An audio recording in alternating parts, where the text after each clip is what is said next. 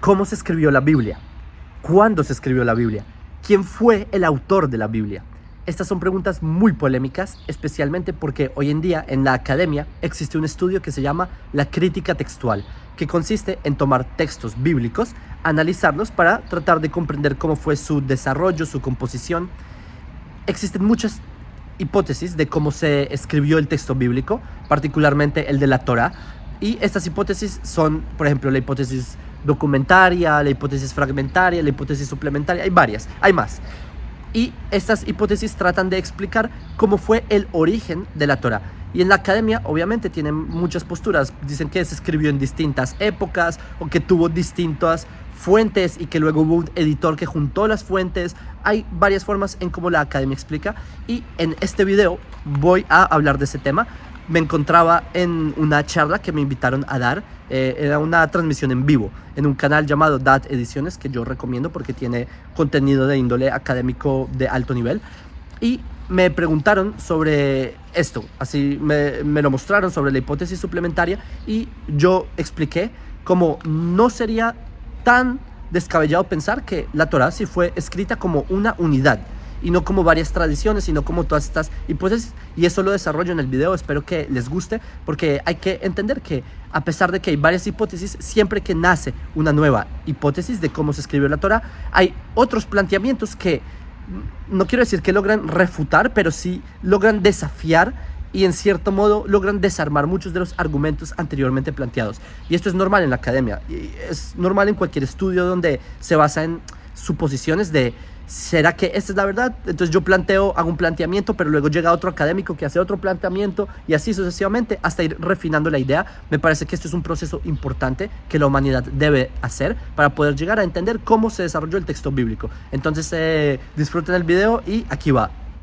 ¿Este texto lo escribió directamente el Todopoderoso o es una evolución de textos que fueron escribiendo los sabios del pueblo de Israel? Creo sería en este caso. Es buena pregunta. ¿Mm? Nadie en el judaísmo dice que el texto lo escribió Dios.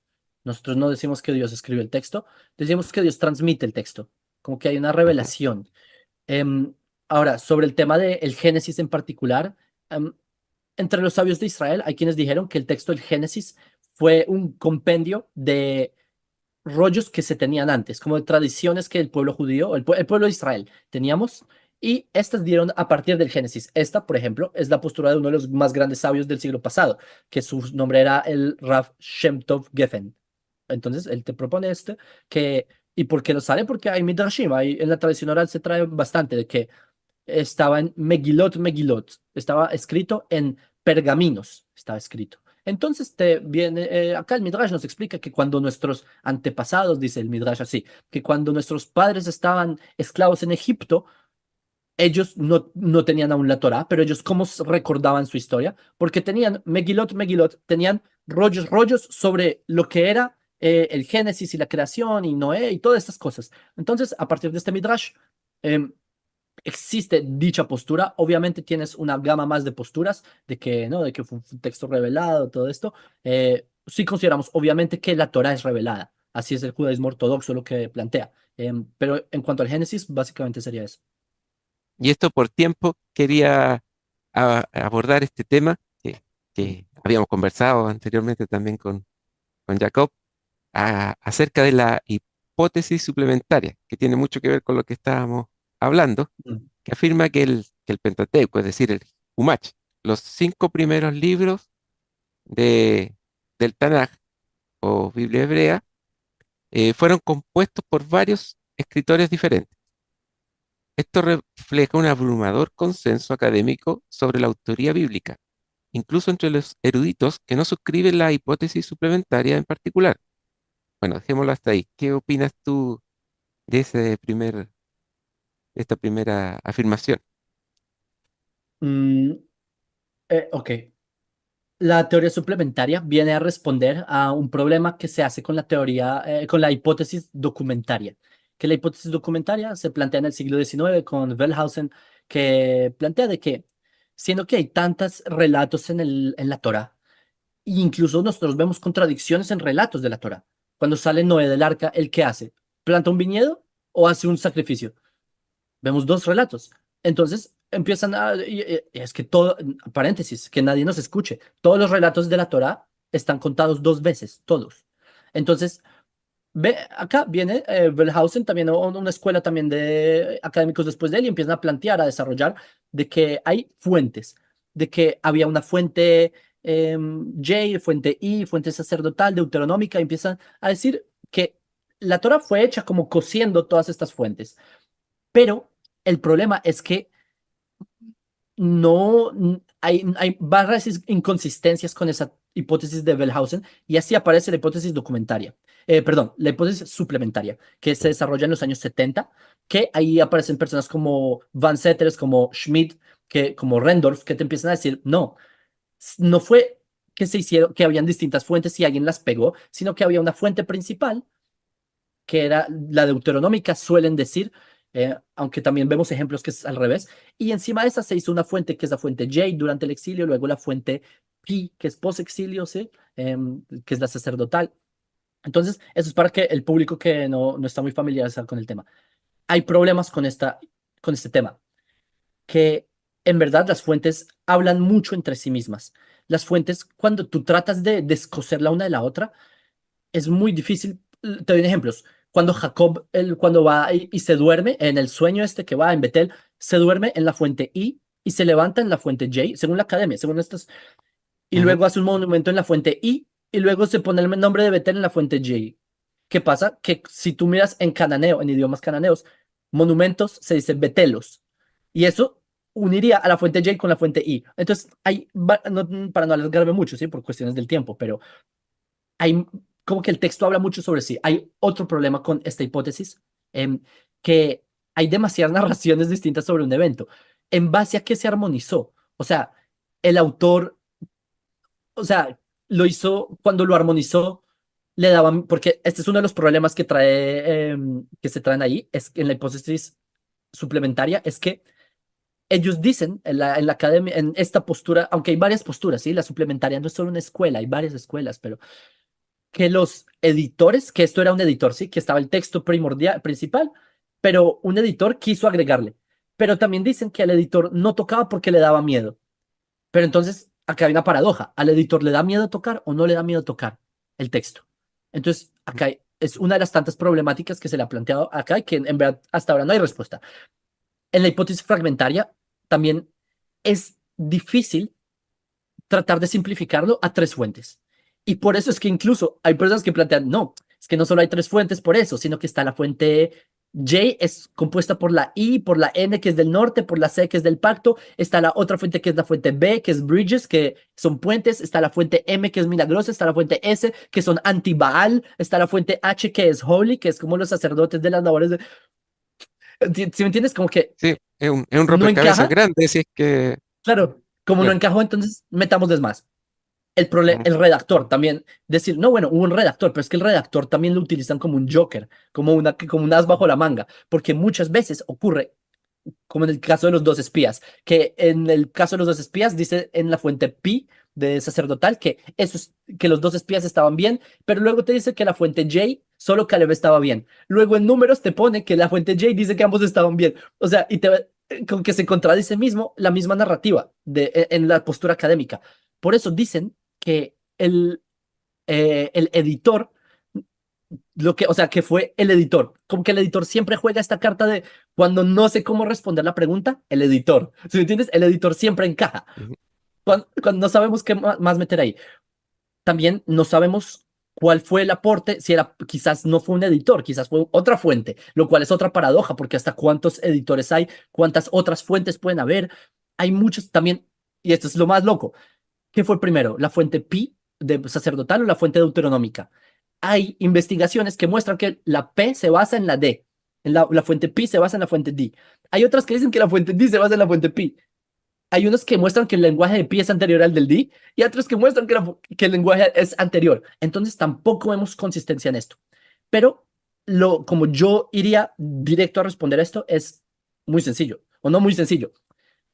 Y a propósito, también es que hay algo, no me recuerdo el nombre en esto, quienéstica, que es que los textos están entrelazados. Como por ejemplo, si yo digo, hola, mi nombre es Yakov, Y luego, esa es una frase. Y luego digo otra frase, Yakov, mi nombre es, hola. Entonces tengo dos frases, no me recuerdo el nombre técnico de esto, Ujú. kinéstica, pero Ah, sí. en, en estos textos que proponen fuentes distintas, Mm, esto está entrelazado entre las fuentes. Y si tú quitas una fuente, una de las fuentes de la hipótesis no, suplementaria, claro, no tiene no se sentido, cumpliría. Mm, no se cumple. claro. Entonces, esto es muy extraño. Otro aspecto es que este género de agregar fuentes o de tomar distintas fuentes no es un género que tú ves en otras culturas. Y si hay algo que nos ha enseñado en la academia es tratar de contextualizar en qué época se escribió, pero cómo es que este mismo género no se encuentra en otras. Hay quienes han dicho que en Gilgamesh se encuentra algo similar, lo más cercano que se tiene es un texto romano del siglo II, nada que ver. Entonces, esta es otra de las problemáticas, pero al punto que sí es interesante, es que, y esto es algo que no muchos conocen, en la mitología egipcia, muchos de los relatos de la mitología egipcia son irreconciliables, son caóticos, se contradicen en un solo relato. Así es en la mitología egipcia. Entonces, al principio del siglo XX, lo que planteaban los egiptólogos es que no, lo que pasó es que por cuestiones políticas, cada vez que había un relato, por cuestiones políticas llegaba otro faraón o otro lo que sea, otro rey, y cambiaba y le ponía otra capa, y así, algo parecido. Y por eso se contradicen. Más o menos en los años 40, los mismos egiptólogos llegaron a otra conclusión distinta, y es que el estilo de cómo escribían los egipcios, esto lo trae, por ejemplo, Frankfurt lo trae, que la forma en cómo escribían los egipcios era así. Así escribían los egipcios, con contradicciones. Ambas perspectivas para explicar un solo fenómeno. Para nosotros, en esta generación, siglo XXI, nosotros consideramos que si el valor es uno, no puede ser dos, porque sería una contradicción. Pero eso es porque nosotros pensamos en nuestra forma moderna de pensar, de que son contradicciones. En la antigüedad no había ninguna parte ilógica en que hubieran contradicciones. Entonces, en cuanto al tema de la hipótesis suplementaria, yo diría que muy posiblemente no tenemos las herramientas en el siglo XXI para entender filológicamente cómo se escribía hace 3000 años. No sabemos. Simplemente no tenemos la más mínima idea. Tratamos de explicar, y esto es algo, esto de las contradicciones no es algo extraño. Se ve en el código de Hammurabi, se ve en Gilgamesh. Entonces, las, muy posiblemente las herramientas que tenemos todavía no están listas. Vamos en proceso, ¿sí? La hipótesis documentaria, bueno, se replanteó, suplementaria, fragmentaria de las tradiciones. Cada vez se han tratado de refinar más, pero lo seguro es que aún no, filológicamente, no tenemos ni la más mínima idea de cómo ellos escribían en esa época. Y yo creo que ahí radica la forma de cómo, si llegáramos a entender, entenderíamos por qué los relatos son así. Por eso yo creo que sí hay lugar para pensar de que el texto se escribió como una unidad, como un conjunto, como un bloque. No obstante, sí vale la pena recalcar que hubo sabios de Israel que dijeron que hay versículos de la Torá que fueron escritos después de Moisés. En el Tratado de Sanedrín, en el Talmud, hay una discusión entre Rabbi Shimon y Rabbi Levi sobre si toda la Torá fue escrita por Moisés o no. Entonces, hay dos posturas. Rabbi Shimon dice que sí y Rabbi Levi dice que no, que hay partes de la Torá que no fueron escritas por Moisés. Entonces, que este rabino, Rabbi Levi, es un hereje, ¿acaso es un ateo? No, él también es parte del judaísmo y también es un pensador de todo esto. Simplemente considera que, porque hay partes que no tienen sentido, como Moisés va a escribir sobre su propia muerte, todo esto.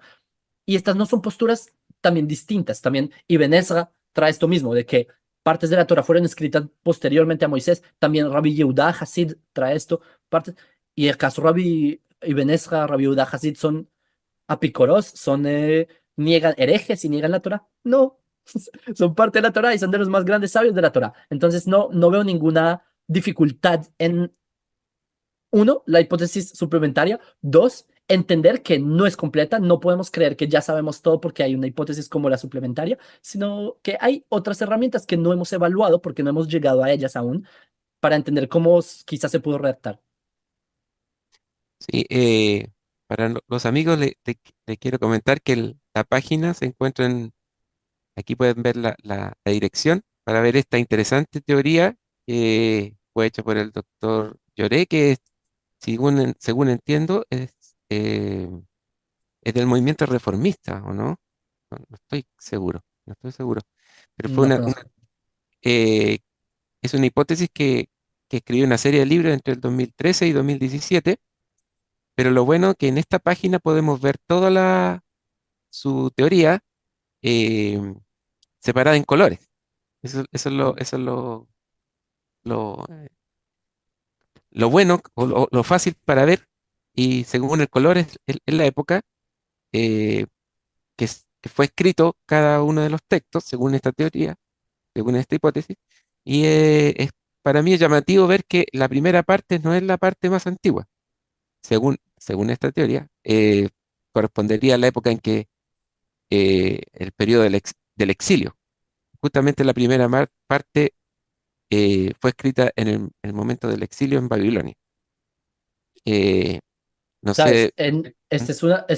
el tema de la datación también no hay consenso tampoco. O sea, generalmente se suele hablar de que es de la época de las reformas de Josías, que a partir de ahí es del texto de Deuteronomio, pero hay ciertas problemáticas que hasta el día de hoy en la academia se dan golpes en la cara con este tema, que es sobre, por ejemplo, las geografías en Deuteronomio. Las geografías literalmente son el mapa de la provincia cananea de la era de bronce. ¿Cómo puede ser? O por ejemplo, de que te habla que los emoreos están en Senir, en esa época ya no estaban. Que la tierra de los hititas, en esa época ya no estaban, estaban los arameos. Que, no sé, nunca recuerda Jerusalén siendo tan central y No, cómo es posible.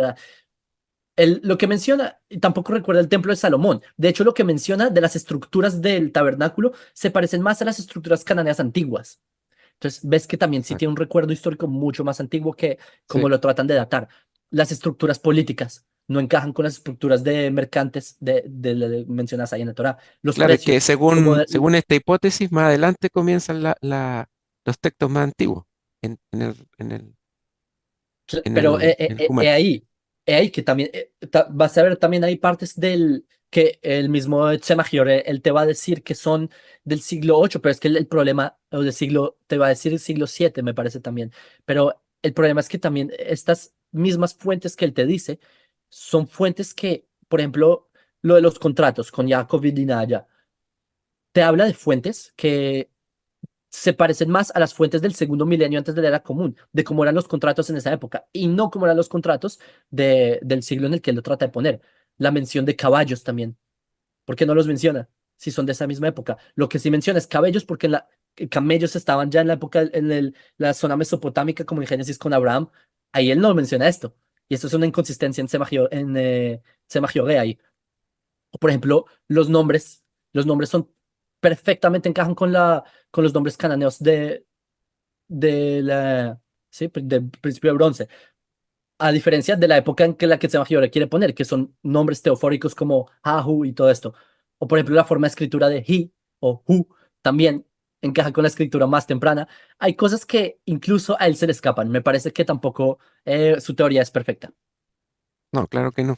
Pero es llamativo, por ejemplo, eh, eh, para la gente que no sabe hebreo, descubrir aquí, por ejemplo, la traducción eh, te va indicando el nombre de Elohim y no aparece todavía el nombre de Yud-Heh-Vah-Heh hasta hasta bien entrado en la primera parte de Berechit o del Génesis. Recién aquí podemos ver que aparece en el versículo 4, ¿sí más? No, Sí, 2, 4. cuando Wellhausen desarrolla la hipótesis documentaria, trataron de separar lo que es la fuente I de la fuente J, que es la fuente eloísta, de la fuente, lo que ellos llaman que tiene el otro nombre de Dios. Claro. Pero hoy en día no lo separan, hoy en día hay casi que consenso, esto lo trae Wolf, esto lo trae Rudolf también, demostraron que en verdad vienen de la misma fuente. O no sé si demostraron, o eh, tienen demostraciones que explican que no hay una separación real entre ambas fuentes. La razón es porque antes decían que no, que la fuente J fue escrito por Judá, que fue de la monarquía temprana, y la fuente I era del norte de Israel, más tardía. Pero cuando se empiezan a ver, tú ves el texto, Jacob en Beersheba, Jacob en Hebrón, ¿cómo puede ser si Jacob se supone que era fuente I? Abraham también. Hay muchas razones para también se entendió que no hay en verdad una separación tan explícita entre la fuente E de la fuente J. Lo que separan es quizás la fuente sacerdotal. En Génesis me impresiona que Tzemach no lo trae ahí. ¿O sí lo trae? Si lo trae, esta es la fuente sacerdotal, es la Ah, la verde. verde es la sacerdotal. O sea, según él comienza, el Humach comienza con la fuente sacerdotal, luego cambia a la fuente G, la fuente J. Y la fuente E, según él, no aparece en Berechit, en, en Sí, la Parachá. sí, sí, pero, sí, sí, es lo que te decía, que antes lo que yo me refería es que la fuente E, porque por el nombre de lo oíste esto, que la fuente E la separaban de la J, pero hoy en día no, a lo que sí, lo que puedo entender es que él plantea lo de la hipótesis de que es de una fuente sacerdotal, eso entiendo. Bueno, bueno, querido amigo, a esta altura, Jacob, creo que el tiempo ya se nos... Son las, por- son las 11:07 AM por acá, allá en Israel. ¿Tú estás en Jerusalén Yo o en estoy en Israel? Beersheba, O sea, perdón, en yo estoy Beersheba, en el la sur, ciudad en el Beersheba. sur. Bueno, querido amigo, no sé si quieres decirnos algo para terminar el... No, Osvaldo, que muchas gracias por la invitación. Yo creo que es un honor poder tomar parte en tu canal, que tu canal ha hospedado a personas gigantes y tú has hecho estas hazañas de traer mentes brillantes en un solo foro. Trajiste a Roydman con Piñero en un solo Zoom, en un Sí, solo video. En serio que es impresionante, te felicito, porque tú estás haciendo el conocimiento accesible para muchas personas, y esto es algo que en ninguna generación habíamos visto y estás tomando parte en construir una forma intelectual en un público que es muy prometedor por esto mismo y bueno, te deseo muchos éxitos también y agradecimiento por invitar. espero que me acepte otra invitación porque nos quedaron muchos Pues temas Hashem, en carpeta. seguro. Bueno, hasta siempre entonces. Shalom.